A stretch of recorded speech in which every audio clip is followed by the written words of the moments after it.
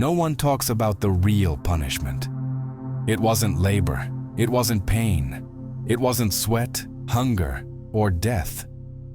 The true punishment was the moment we opened our eyes too wide.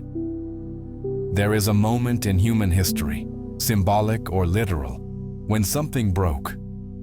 A moment when the animal became aware of itself, when existence stopped flowing and started being observed. In that instant, humanity woke up, not spiritually, not morally, but existentially. We realized we existed. We realized we were naked. We realized time moved forward. And we realized it would end. That was the precise second paradise collapsed. Before that, life simply was. No meaning, no fear, no guilt, no expectation, no past to regret, no future to anticipate. Animals still live there. They eat, sleep, kill, reproduce, and die without ever asking why. They suffer, but they don't remember suffering. They die, but they don't anticipate death. Only humans lie awake at night staring at the ceiling, interrogating the void. We are not more evolved. We are more exposed. They say God gave us consciousness so we could love Him. But maybe that's backwards. Maybe consciousness wasn't a gift. It was a reaction. Maybe God could no longer tolerate innocence. Maybe the silence of unawareness was too vast, even for Him. The serpent wasn't evil. It was a messenger of lucidity. The forbidden fruit didn't make us divine. It made us sick. Because to see is to suffer, and to know is to never be able to return. From that moment on, all of human history became a single effort to anesthetize awakening. Religion, pleasure, technology, entertainment, faith, love, work, different masks, same purpose. To distract us from a single unbearable truth. We are too conscious to live in peace and too lucid to be happy.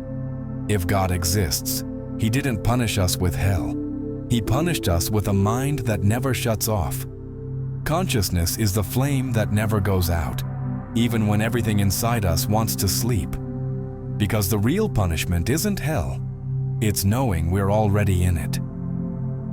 A man opens his eyes. The stone is still there. The sun is still rising. His body aches, but he knows he must push. Sisyphus wakes up again, not to die, but to remember. And in that moment, he understands something devastating. The punishment isn't the stone. It isn't the effort. It's memory. The knowledge that yesterday was the same, that tomorrow will be identical, that nothing will change. The rock is just an object. Hell is pushing it while knowing it will fall. The Greeks never created myths by accident. Their monsters were metaphors for truths too cruel to state directly.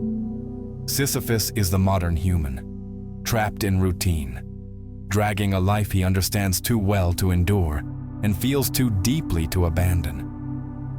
Consciousness is what turns effort into despair. Animals suffer and forget. Humans suffer and remember. Memory stitches pain to time, and time becomes the prison where the mind rots. Sisyphus pushes the stone. We push calendars, deadlines, promises, goals. And no matter how fast we run, we return to the same point. Repetition, emptiness, lucidity. Only the shape of the rock changes. Sometimes it's work, sometimes a relationship, sometimes the idea of becoming someone. The moment man became aware, he stopped being a creature and became a question. And in doing so, he lost the comfort of instincts, gods, and ignorance. Today he wears suits, drinks coffee, scrolls screens, but he's still pushing the same invisible weight. Distraction keeps him alive, because thinking clearly for too long is lethal. The lesson is brutal. Work was never the curse. Knowing it's meaningless was. Effort isn't the problem. Understanding its futility is. The rock doesn't destroy the man. The moment he looks up and realizes the summit doesn't exist, does. That moment is consciousness, and that's where paradise ends. The more lucid you are, the more condemned you become. If consciousness were a blessing, it wouldn't drag despair, boredom, and death anxiety behind it. What we call reason isn't a triumph of evolution. It's the instrument of our undoing. Consciousness didn't free us. It only made us aware of the bars.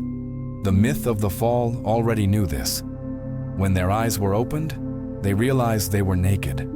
Not physically, ontologically. Naked before existence itself. Fragile, temporary, absurd. Before knowledge, there was peace. After knowledge, there was shame. Knowledge is hell because it exiles us from innocence and forces us into comparison, calculation, and guilt. Animals die once. Humans die every day. By remembering they will die. Consciousness is death rehearsed endlessly inside life. It gives us the ability to suffer in advance. Nature made a mistake. It gave awareness to an animal. And that animal saw the blind machinery of desire, reproduction, and pain. Life swinging between craving and boredom. Pleasure turning into debt. Desire turning into anxiety. Some understood this too well. They saw consciousness not as creation, but decomposition. If God created the world, He began dying the moment He did. And consciousness is where that death becomes visible. To think is to participate in divine decay. To be conscious is to be God's exhaustion made flesh. We are not creations, we are symptoms. They say consciousness gave us science, art, morality, love. But those aren't victories. They are medication. Science tries to explain the void. Art tries to survive it. Love tries to forget it. Morality tries to pretend there's order. Every human creation is a desperate cosmetic over an exposed abyss. We don't build civilizations because we're strong. We build them because reality is unbearable without illusions. The blade of awareness cuts deeper the more you use it. Understanding doesn't heal, it bleeds. Those who think more bleed longer. Those who feel more never return. And those who truly understand lose consolation forever. The gift is the punishment. The awakening was the error. Thinking is dying in installments. And if God gave us consciousness, it wasn't out of love. It was out of fatigue. Every human wants peace. But the only creature capable of desiring peace is the one incapable of achieving it. Instinct wants survival. Consciousness wants meaning. And meaning is the enemy of peace. Animals live. Humans interpret. Interpretation is refined torture. Because while life unfolds, the mind demands justification. Everything must mean something. Pain, love, loss. The universe doesn't respond, and that silence destroys us. What kills humans isn't suffering. It's suffering without explanation. Look around. Distraction everywhere. Infinite connection masking infinite avoidance. Screens became altars. Notifications are prayers to forget ourselves for 5 seconds. But silence always returns, and with it, the same ancient emptiness. We live in an era of excess clarity. We know too much about psychology, about death, about trauma, about the brain, and we are exhausted. The human mind wasn't built for permanent self-surveillance. It wants rest. But the self refuses to stop watching itself. Knowledge poisoned happiness. We transformed mystery into data, desire into algorithms, love into statistics. And the more we translate life, the less we feel it.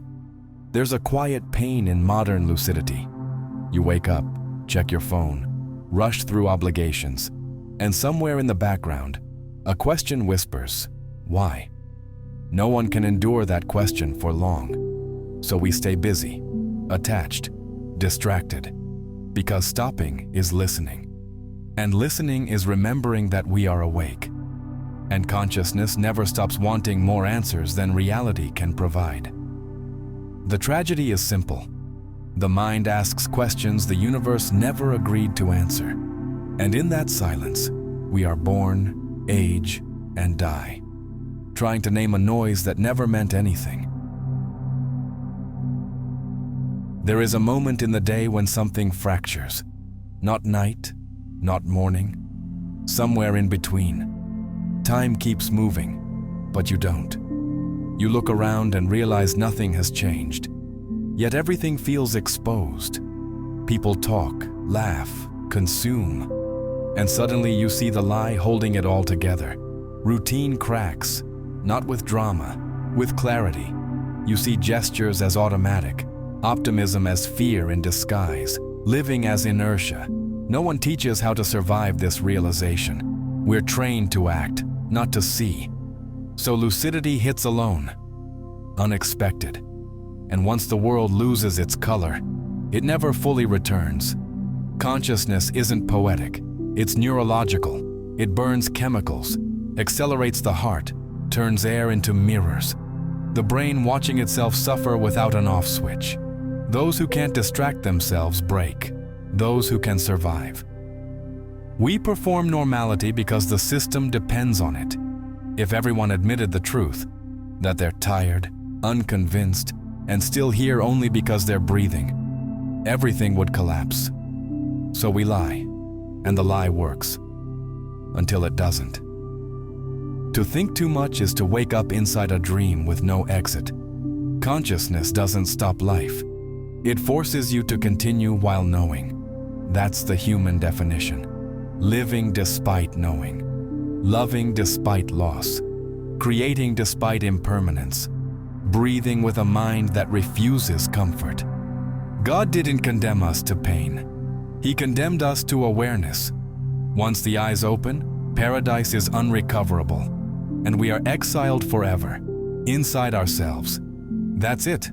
God punished us with consciousness. No flood, no demons, no flames, just thought.